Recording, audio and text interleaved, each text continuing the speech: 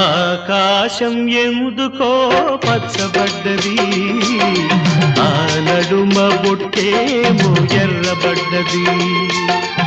ఆకాశం ఎందుకో పచ్చబడ్డది, ఆ నడుమ బొట్టేమో ఎర్రబడ్డది. వీచే గాలుల తాకిడి, సాగే గువ్వల అలజడి, రమ్మని పిలిచే పైబడి